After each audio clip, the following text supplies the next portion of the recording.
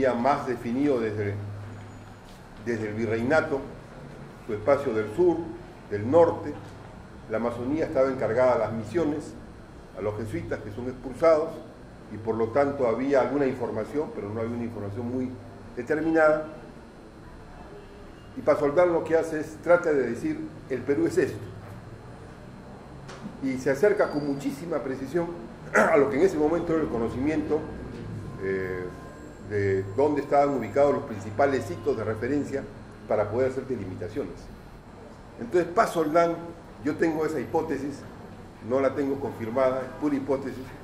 Pasoldán le ofrecen ser ministro y él empieza a trabajar y después renuncia.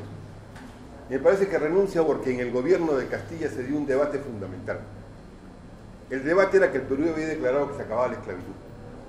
Pero los agricultores de la costa de caña y de algodón decían, la mano de obra es muy cara.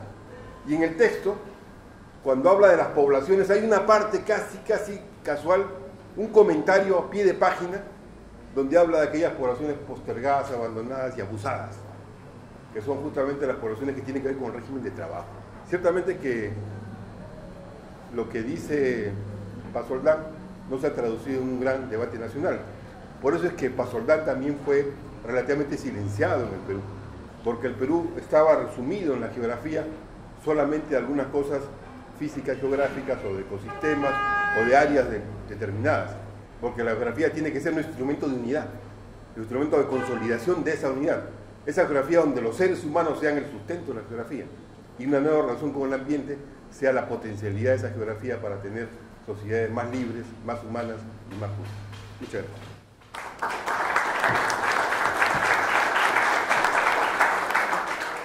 Esta reedición de Pasoldán ha sido una aventura un poco larga entre un joven geógrafo peruano y un viejo antropólogo, y que nos tomó casi 4 o 5 años, pero es una idea que teníamos desde mucho tiempo.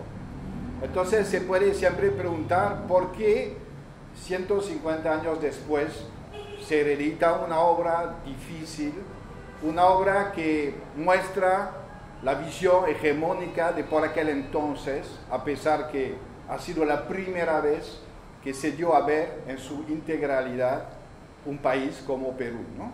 Y que es una parte precisamente de lo que nos fascinó, ¿no? No sabemos nada de la manera con la cual trabajó, no conocemos sus colaboradores. Es un tipo seguramente que trabajaba 15, 20 horas diario, pero supo reunir una masa de información extraordinaria, seguramente con una red de prefectos, de gente que se encontraban, pero que daban datos muy parciales. Tenía también apoyo de su amigo el geógrafo clásico en Perú, que es de Antonio Raimondi, que efectivamente él andaba y le daba información a cambio de plata que le mandaba Pasoldán.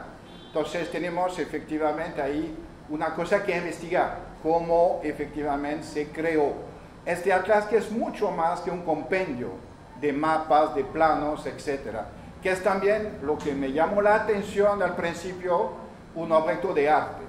Se fabricó en Francia, pero hubiera podido ser en Italia o en otra parte, donde había la tecnología de aquel entonces. Y hemos tenido mucho problema porque hay un panorama de Arequipa que tenía 1,50 m. Por aquel entonces se pudo hacer, pero hoy día, incluso con la tecnología, no se pudo. Hemos tenido que reducir, digamos, el tamaño. Es decir, que con la tecnología actual casi no hacemos mejor que se hizo por aquel entonces. Entonces, ha sido toda una aventura, pero es mucho más que, para mí, que una obra geográfica. Es una obra que va, bueno, la geografía en el sentido amplio es la historia de la ciencia, historia de las ideas.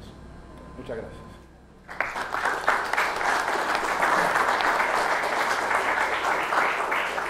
Yo soy de los peruanos de mi generación, de las anteriores, que no hemos sido educados en el colegio con Pasoldán.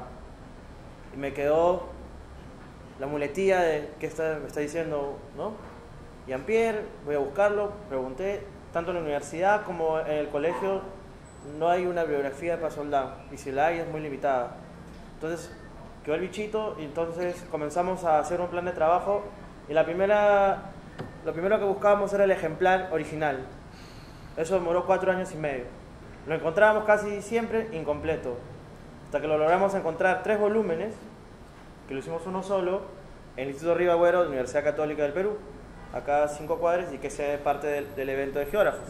Es un verdadero honor haber reeditado, ser parte de ese proyecto con Jean-Pierre, y después haber discutido con mi profesor, ¿no?, Manuel, sobre este autor, y no solamente sobre el autor, sino sobre, cuando hablábamos con otros profesores sobre el pensamiento geográfico latinoamericano, entonces es necesario escribir esas grafías del pensamiento geográfico peruano.